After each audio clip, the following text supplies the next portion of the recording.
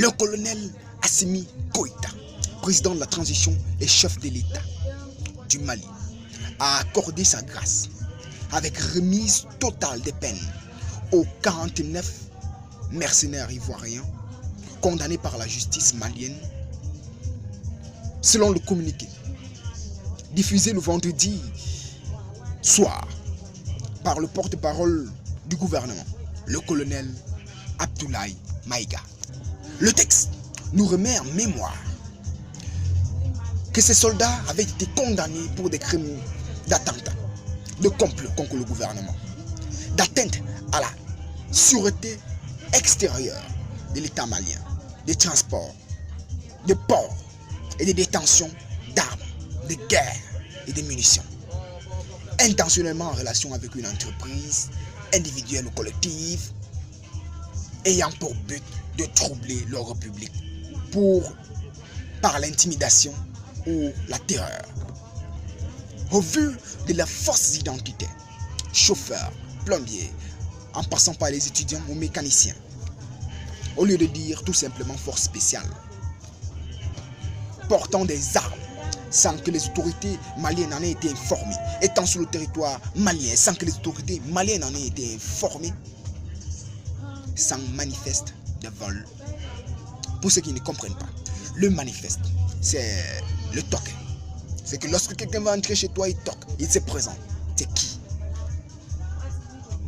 Le manifeste, c'est donc un document qui déroule l'identité de la personne, des personnes qui sont transportées par un avion dans leur nombre, qui donnent leur raison de leur voyage. Les autorités maliennes n'ont pas eu ça. Au vu de tout ceci, les autorités maliennes ont considéré que c'était des mercenaires. Et l'ONU non plus n'a été clair, vu qu'en même temps qu'elle sortait un communiqué disant qu'elle ne les reconnaissait pas. Son porte-parole au Mali affirmait que ces gens faisaient partie du contingent de la MUNISMA. Pour comprendre la raison de tout ceci, il faut revenir en arrière. Le Mali, au tout début, avait été calfeutré par la CEDEAO, l'UEMOA, l'Union africaine, pour avoir décidé de prendre son destin en main. Les Maliens et les Maliennes avaient réalisé que le Mali prenait une direction qui n'était pas souhaitée. Ils ont donc décidé de prendre leur destin en main. Il a donc fallu faire un choix. Le choix était vite fait. Soit on devait s'imposer, soit on devait subir. Subir n'était pas une option. Ils ont décidé de s'imposer. Évidemment, ça n'a pas plu à la France, qui s'est déchaînée avec sa main de l'UEMOA, la CEDEAO, avec des mercenaires et autres. On a donc mis le Mali. Ils ont nommé la France, a donc mis le Mali sous embargo, bloqué de tous les côtés. Dans la tête de ces dirigeants occidentaux, le Mali ne devait pas tenir. Ils ne devaient donc pas tenir une semaine. Ils en étaient sûrs. Selon un audio qui circule et qui a été attribué à M. Ouattara, il disait, je cite, « Ah, ils ne vont pas tenir. Ah, je te dis, ils ne vont pas tenir une semaine. Je te dis, ils vont tomber à genoux me demander pardon. Ah oui. Ah, n'est-ce pas, Gisèle? Ils vont tomber à genoux. Mais s'il te plaît, le Mali, c'était. Il ne parle même pas.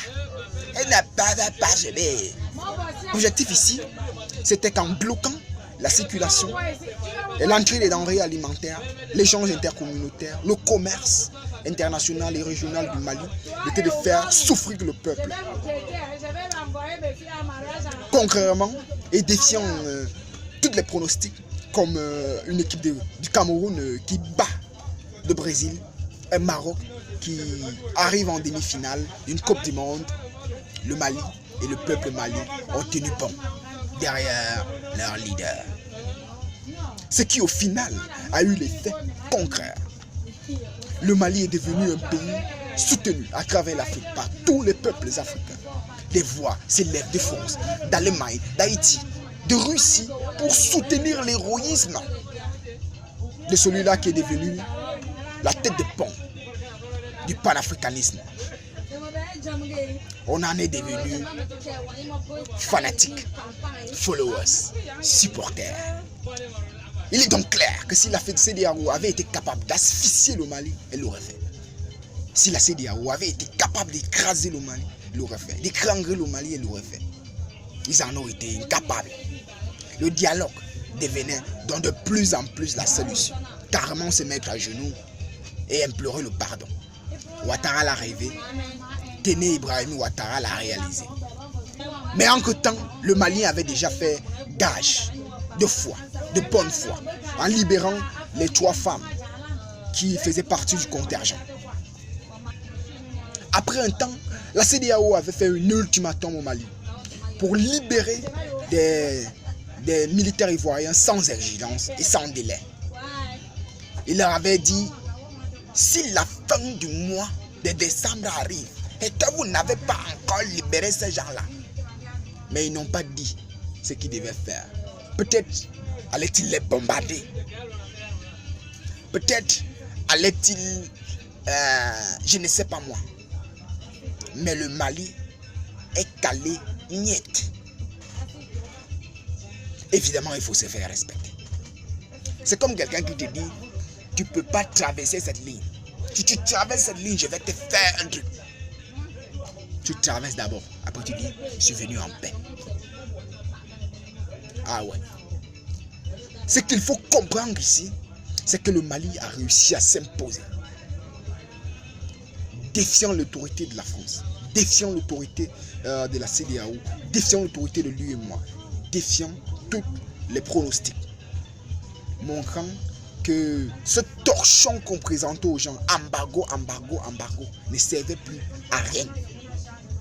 Que les peuples étaient aujourd'hui responsables de leur destin. Qu'il suffit de se lever pour faire changer les choses.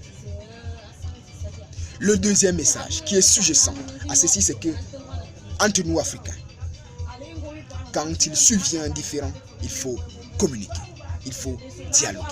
Parce que le Mali ne gagnait plus rien à discuter avec la CEDEAO, avec l'UEMOA, avec la Côte d'Ivoire. Parce qu'ils étaient déjà incapables de faire quoi que ce soit. Mais le Mali a privilégié le dialogue. Parce qu'il fallait réunir ces deux peuples. Réunir le peuple malien et le peuple ivoirien. Big up au colonel Assimi Goïta.